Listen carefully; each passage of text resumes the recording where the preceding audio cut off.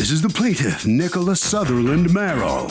She says she dropped off a huge laundry bag full of bath mats from her 2 bathrooms at the defendant's laundry store, and they lost it.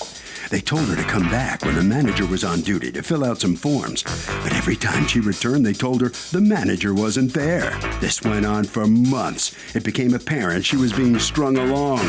So she has no other choice but to sue for the $2,000 she's owed.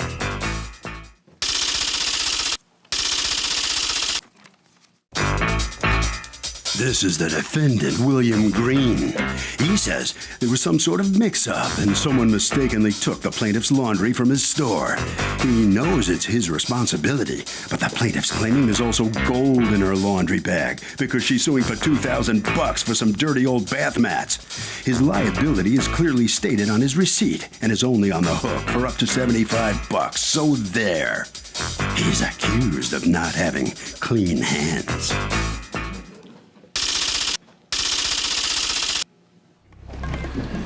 Litigants have been affirmed, Your Honor. You're welcome, ma'am. Nicola Sutherland Merrill, you are suing the cleaners represented here by Mr. Green. Are you the owner? No. You're the manager? Yes, I work in management in the corporate office. Okay, for $2,000 for bath mats that you say they have negligently lost of yours. Okay, tell me what happened. On June 11th of 2011, I delivered a huge white laundry bag containing 5 sets of bathroom mats. There were different mats. How many bathrooms do you have? 2. Why do you have 5 sets for 2 bathrooms? Just curious. Because one is white and the floors get dirty very quickly. All right, so you took how many mats over to the cleaners? It was 20 pieces. 20 pieces. Yeah. I paid for them. I paid $16.55 with a balance of $9.40. Do you have the paperwork from the drop-off? Would No, they do it by the? Do you folks do it by the pound or? By They the do pound, by yes. the pound. Okay. It was 34 pounds. 34 pounds. Okay. Yeah. I don't have the slip because when I went to pick it up, the young lady You who have the was slip, though. there. That's all right. I don't think there's a dispute about that. They have the slip in. Okay. So go on. When I went to pick it up, the young lady that was there took my slip, and the bags are usually kept in racks that are pretty close to the door. So she went and she looked for the bag to match the slip, but she didn't find it. And then she said, oh, well, we have more bags in the back, so let me check in the back. So then she went to the back room and she looked. She came back a little while longer and she said, oh, I think your bags are one of the bags that got taken. She said some lady came into the laundromat, she just walked over, she grabbed 2 bags and she walked out. She said it's somebody that's known to the neighborhood. They filed a police report. It's all on videotape. And, you know, so I said, well, what do I do? So she says, well, I'm not really sure. I'll have to get in touch with the manager. So I went back several times, and every time I went, it was a different worker. They looked in the little folder they have behind the desk. I said I was told to come back and fill out a claim form for the stuff that was in the bag. So then every time I went, there was no form.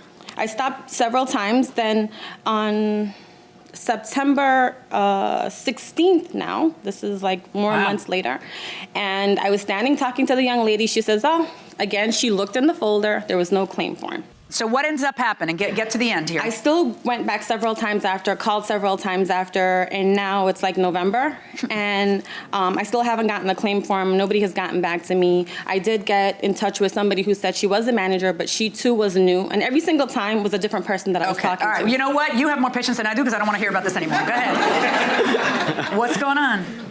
Well, we did have turnover of managers. I'll be honest with you. One went. I virtually insist upon that when I put you under oath. Thank you. One went on maternity leave. Another one didn't work out, which could lead to the reason why their lack of forms, because that's why it didn't work out. But did you ever hear about somebody from the neighborhood coming in and taking? I have not. I asked, that it was right on tape and all that stuff? I asked.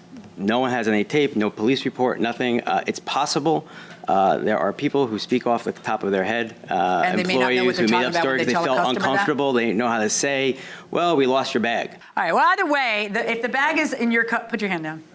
If the bag is in your custody and it's lost, we've got an irate customer who says you should pay for it. Tell me your defenses to A, the liability issue, and B, the damages issue. She's asking for $2,000 for bath mats, used bath mats. So if you look at the back of the ticket, as a copy of it, it does clearly limit our liability to $75.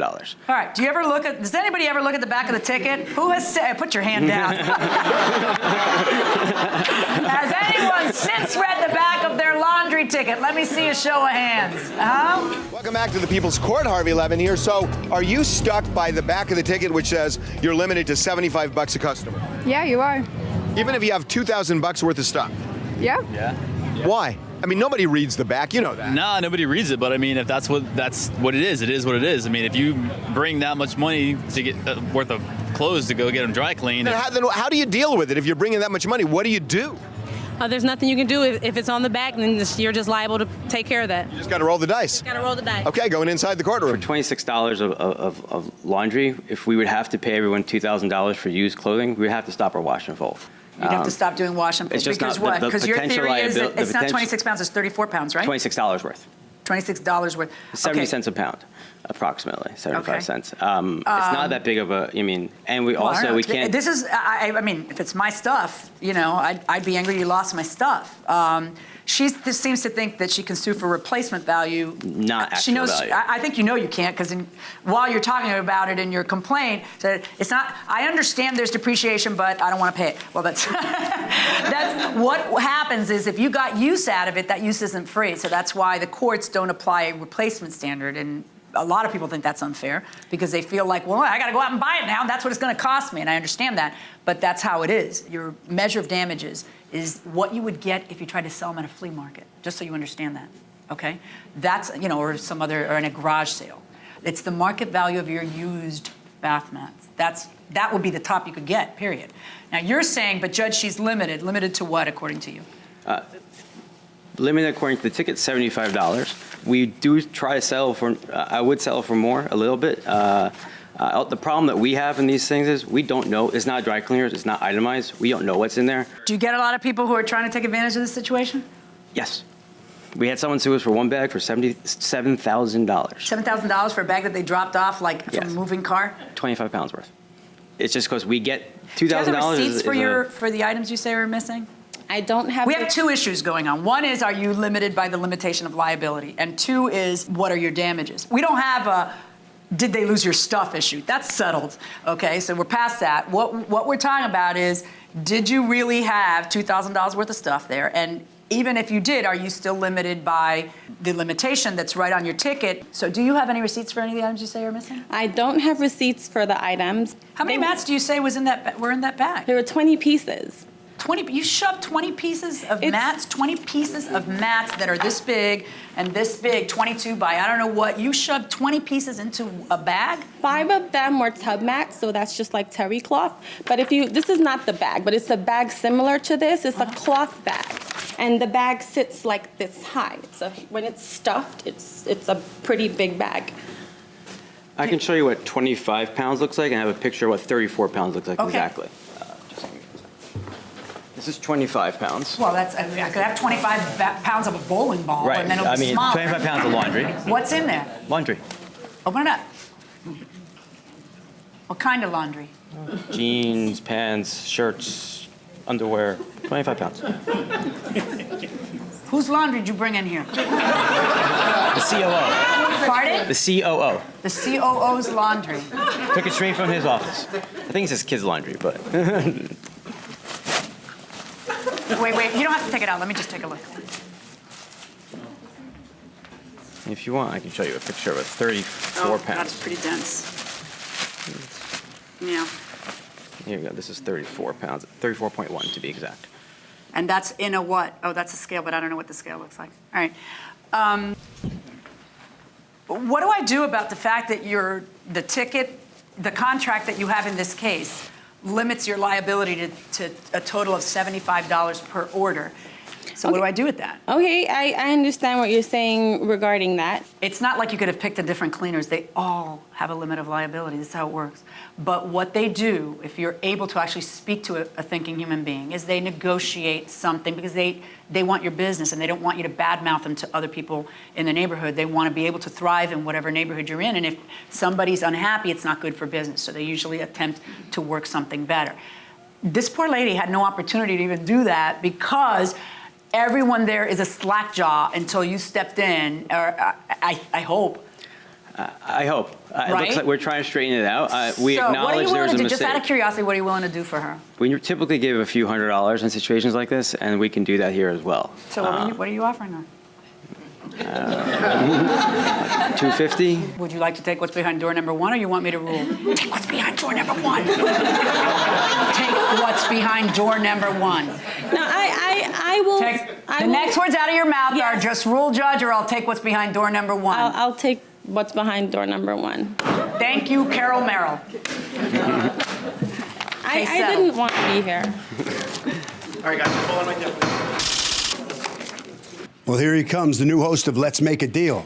Nice job there, giving away what you didn't really have to give away. We try to keep our customers happy, and somehow this fell through the cracks, and we don't want to make her be less because it fell through the cracks. What kind of an operation are you running over there where people are getting fired and can't do their jobs? How do you stay in business?